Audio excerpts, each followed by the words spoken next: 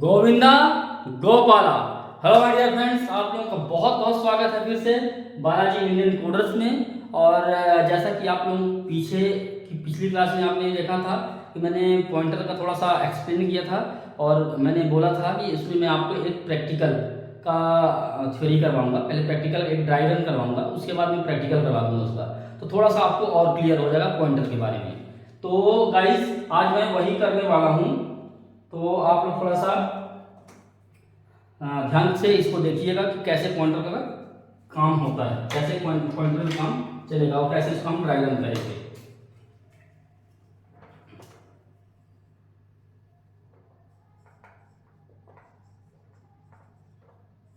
Pointer, उसके हमें expression देखने हैं, एक्सप्रेशन कैसे लिखे जाएंगे और किस तरीके से उनको में इंप्लीमेंट करेंगे।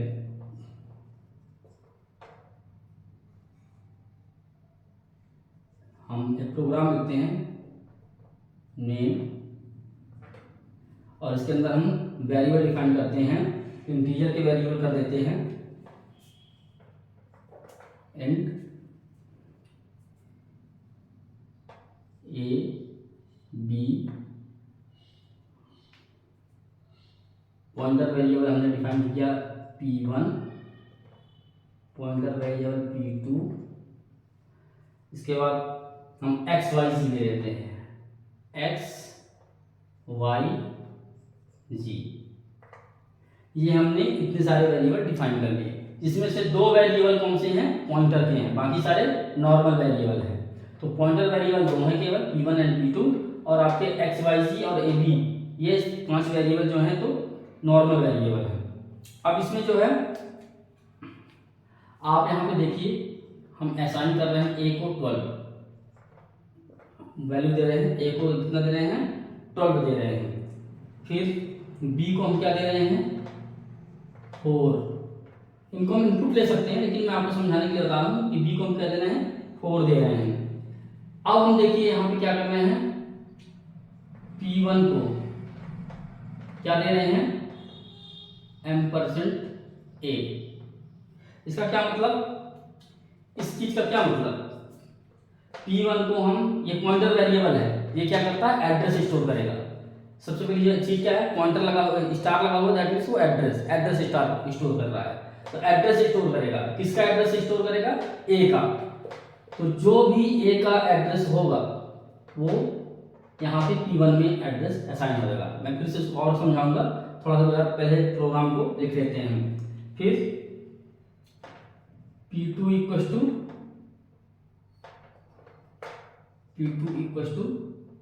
%b। हमने एक में एक का एड्रेस डाल दिया, एक में बी का एड्रेस डाल दिया। तो p1 में हमने ए का एड्रेस डाल दिया, p2 में हमने बी का एड्रेस डाल दिया। अब हम क्या करेंगे, अब हम लिखते हैं क्या, एक्सप्रेशन x इक्वल टू, ये x है हमारे पास। अब इसमें हम कैलकुलेशन निकाल रहे हैं, क्या निकालते हैं, कैलकुलेशन। तो x equal to p1 p2 -6। ये हमने लिख दिया एक्सप्रेशन, क्या लिख दिया, एक्सप्रेशन लिख दिया, जो कि ये हमें बता रहा है ये कैलकुलेट करना है, इसका जो कैलकुलेशन आएगा वो दिखाएगा। अब हम क्या लिख रहे हैं, *p1 *p2। तो इसका मतलब क्या है, *p1 में के एड्रेस में जो भी एड्रेस स्टोर होगा, *p1 के मेमोरी में जो भी एड्रेस स्टोर होगा उसकी वैल्यू उठाएगा, वैल्यू को उठाएगा। तो *p1 में किसकी वैल्यू है, a1 की वैल्यू, a की वैल्यू है, तो 12 उठाएगा। फिर 2 में किसको उठाएगा, b की वैल्यू उठाएगा, और -6 तो है ही। फिर आपका क्या है, y इक्वल टू, भी एक लिख लेते हैं हम। इसमें क्या है, 4 एस्ट्रिक माइनस स्टार, ये p2 divided by p1 star p1 pointer p1 इसके बाद +6। तो ये आपका कैलकुलेशन करेगा किसका, आपका ये कैलकुलेशन करेगा 4 के साथ P1, ये मल्टीप्लाई का साइन है, ये पॉइंटर के साइन है, pointer P2 divided by P1 then +6। अब क्या करें, इसको हम एग्जांपल में देख कर बताते हैं। ये 10 करते हैं, 6 की जगह पर 10 करके सेम हो जाएगा। करेंगे इसकी जो है, तो ये जो वैल्यू है P1 +10 आ गया यहाँ पे। अब हम इसको पूरा का पूरा, इसको एक्स वाई को और ए बी को सबको हम एक बार प्रिंट लेते हैं। पहले हम एड्रेस निकालते हैं किसका, printf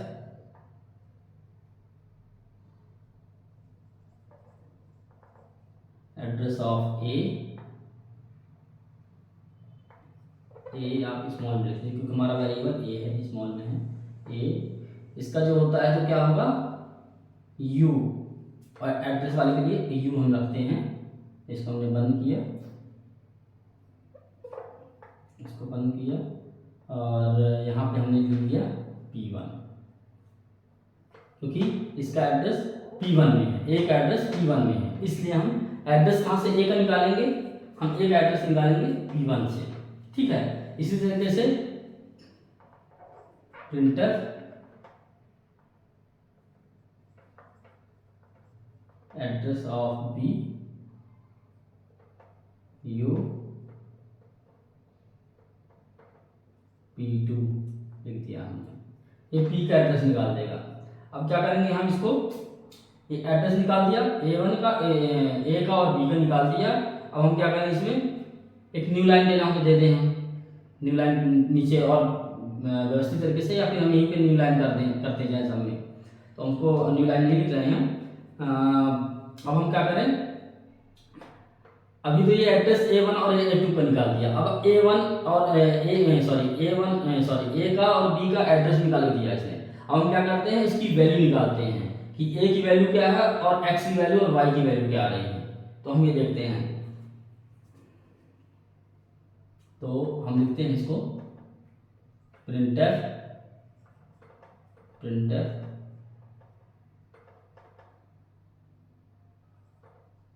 A equals to %d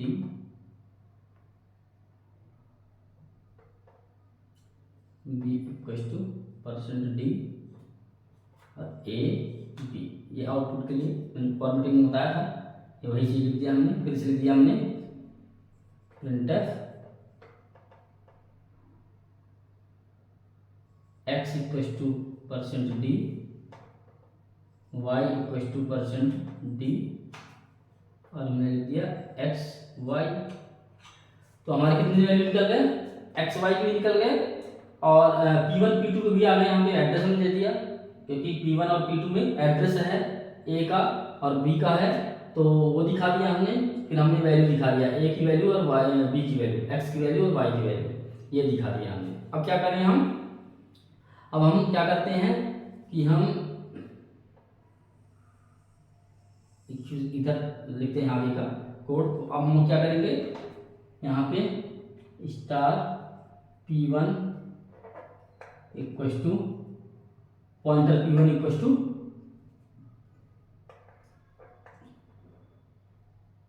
pointer P2 -3 sorry +3 के लिख देते हैं। Star pointer P2 equals to pointer P1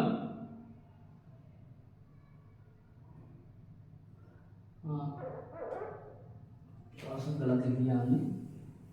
पहले हम P2 ले लेते हैं, P2 equals to pointer P2 equals to, इसमें क्या वैल्यू आएगी, इसमें वैल्यू आएगी पॉइंटर P2 +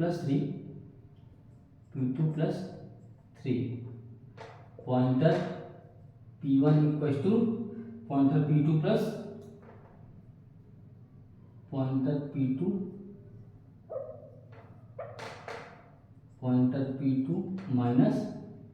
-5, ये लिख दिया हमने। एक नया कैलकुलेशन लिख दिया यहाँ पे। अब ये पॉइंटर की वैल्यू इंक्रीमेंट और डिक्रीमेंट के हिसाब से चलेगा ये। अब क्या होगा, इसका भी हम एक कैलकुलेशन लिख देते हैं पूरे का जेड, क्योंकि अब जेड वेरिएबल लिया हुआ है। जेड इक्वल टू कितना है हमारा, pointer P1 multiply by pointer P2 और क्या है -6 है, ये -6, तो हमने लिख दिया -6। अब क्या है, इसका भी हम प्रिंटअप ले लेते हैं, तो प्रिंटअप ले लेते हैं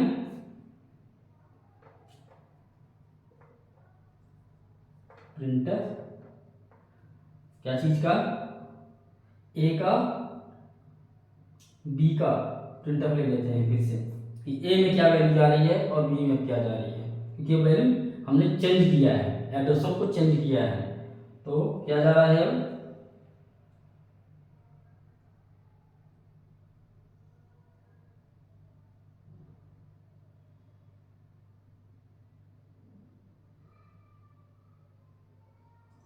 क्या आएगा, percent A equal to percent D,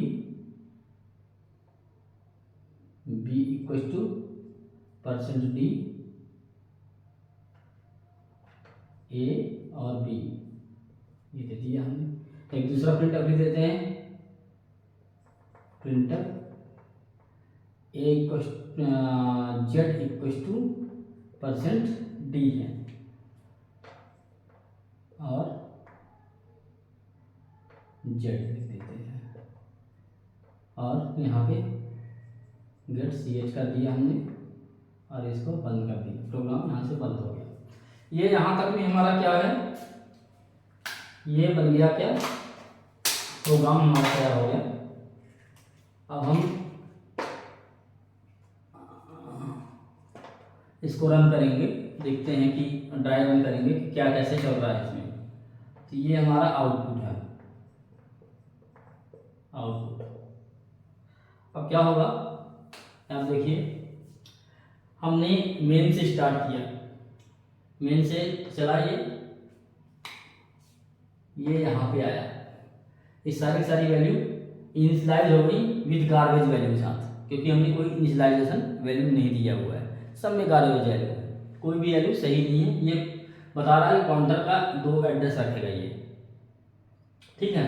अब क्या कहते हैं कि a इक्वल टू 12 हमने असाइन कर दिया, ये पॉइंटर यहाँ पे आया, a equal to 12, b equal to 4 को असाइन कर दिया कि मेमोरी में a और b की वैल्यू को रख दिया कहीं पे, कहीं भी रख दिया।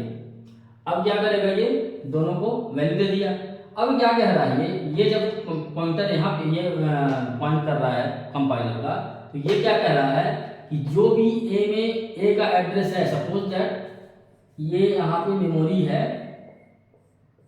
ये यहाँ का जो एड्रेस है, इस वाले का एड्रेस सपोज दैट 106 है यहाँ का, और यहाँ पे ये स्टोर है a, और यहाँ स्टोर है a की वैल्यू स्टोर है, मतलब जो भी है 12, और यहाँ पे b की वैल्यू स्टोर है, मतलब 4।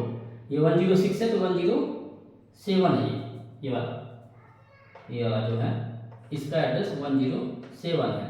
तो इसमें क्या कर रहा है, ये P1 में m% a लिखा, मतलब दैट मीन्स उसका एड्रेस स्टोर करवा रहा है, तो P1 में क्या वैल्यू आ जाएगी 106, और P2 में क्या आ जाएगी 107। क्यों, क्योंकि ये स्टोर कर रहा है एड्रेस को, तो ये P1 और P2 में एड्रेस ले लिया, अच्छी बात है। अब क्या कर रहे हैं, हम x को कैलकुलेट कर रहे हैं, x में हम कैलकुलेशन कर रहे हैं, तो x में P1 प्लस P2 होगा,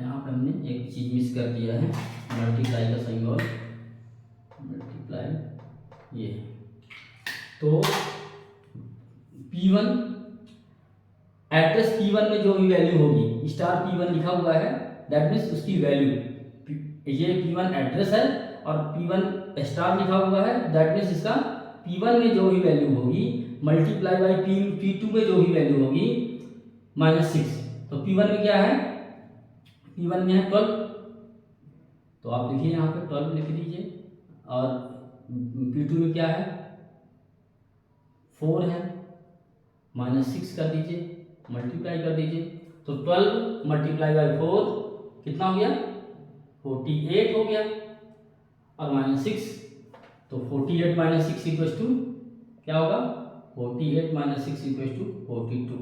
तो यहाँ पे क्या वैल्यू आएगी x इक्वल्स टू 42 हो गया।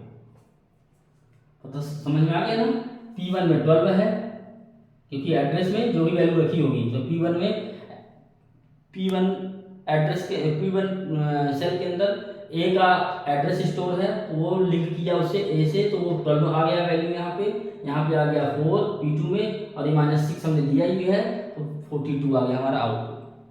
अब दूसरा आप देखिए, तो दूसरे वाले में क्या लिखा है 4, तो ठीक है, multiply by -P2 divided by P2 divided by P1 plus 10। तो अब इसको देखिए, इसमें आप बॉटमोस यूज करेंगे, बॉटमोस चलेगा यहाँ पे, बॉटमोस थ्योरम का जो भी उसका चलता है। तो यहाँ पे पहले क्या होगा, इसको हम कर लें ऐसे सेपरेट, ऐसे हो गया, फिर ये आपका हो गया ऐसे, ठीक है। अब इसका पहले आप कीजिए, P2 में क्या है, P2 में है 4 आ गया, फिर P1 में क्या है 12, आई थिंक ये मल्टीप्लाई डेसिमल में आ जाएगा, इसलिए अपने को क्या करना है, P2 में क्या है, इसको हम उल्टा लिख देते हैं, P1 करते हैं और इसको करते हैं P2, तो 12 डिवाइडेड बाई 4 तो कितना आ जाएगा 3। तो इसकी वैल्यू पूरी की वैल्यू क्या हो गया, इसकी वैल्यू पूरी की वैल्यू पूरी -3 हो गया, माइनस है -3, तो 4 मल्टीप्लाई बाई -3 प्लस 10 है, तो 4 मल्टीप्लाई बाई 3 कितना हो गया -12 आ गया, -12 प्लस 10 आ गया, कितना हो जाएगा, अब कितना होगा -2, तो कितनी होगी वैल्यू y की -2, 42 x की y की -2। फिर अब क्या है, हम इन्हीं दोनों को प्रिंटफ करवा दिए, इनको प्रिंटफ करवा दिए, तो ये तो कैलकुलेशन का आ गया वैल्यू। अब इसको प्रिंटफ आउटपुट में कैसे दिखेगा, ये प्रिंटफ में दिखेगा एड्रेस ऑफ ए, यहाँ पे एड्रेस ऑफ ए लिखा रहेगा ऐसे, एड्रेस ऑफ ए 42 था हमारा, ठीक है 42 था, और उसके बाद न्यू लाइन आ गया होगा, फिर एड्रेस ऑफ बी -2 आ गया, दोनों प्रिंटर, ये भी हो गया, कंपाइलर रन करके ये भी रन कर गया, ये भी रन कर गया, ये सब रन हो गए। अब आता है क्या, अब हम इसमें सॉरी अभी हमने ये गलत थोड़ा सा लिख दिया है, आउटपुट इसका ये आना है, ये एड्रेस ऑफ ए में नहीं आएगा, हम पहले 42 और -2 लिख देते हैं, ए इक्वल टू 42 और बी इक्वल टू -2। ये वाला जो प्रिंट हो रहा है ना, तो एड्रेस ऑफ ए का एड्रेस सपोज दैट क्या है 106 है, तो ये आएगा, तो यहाँ पे आएगा ADD address of A equal to 106। फिर लिखा है address of B, address of B equal to 107, ये इसके एड्रेस है। क्यों है, क्योंकि P1 में एड्रेस स्टोर है ए का, ए की वैल्यू कहाँ सेव है इस जगह में 106 में, तो वो ए का एड्रेस दिखा दिया, बी का एड्रेस दिखा दिया। अब ये जो है, तो यहाँ पे हमने लिखा है प्रिंटफ में कि यहाँ पे प्रिंटफ में लिखा है a equal to %d equal to sorry b equal to, तो a और b की वैल्यू दिखानी है, तो a और b की वैल्यू यहाँ पे हमने दिखा दिया, ये है 42 और ये -2, ये आ गया हमारे पास। अब तीसरी क्या है, एक्स और वाई की वैल्यू दिखाना है। तो एक्स का कैलकुलेशन हमने किया था, सॉरी ये अभी भी गलत है, थोड़ा सा यहाँ पे आउटपुट गलत दिख रहे हैं। तो ए और बी का एड्रेस आ गया, ये वाली लाइन हो गए दोनों। अब इसमें ए और बी की वैल्यू दिखाने के लिए बोल रहा है, तो ए की इक्वल टू 12 है, ये दिख रहा है ऊपर ही है, और बी इक्वल टू 4 है, ये दिख रहा है। अब हम एक्स वाई की लिख रहे हैं, तो एक्स वाई का कैलकुलेशन था 42 और -2, तो एक्स इक्वल टू 42 और वाई इक्वल टू -2। अब इसमें आते हैं, कैलकुलेशन करते हैं, P2 equal to pointer P2 equal to pointer P2 plus 3, तो इसका क्या आएगा,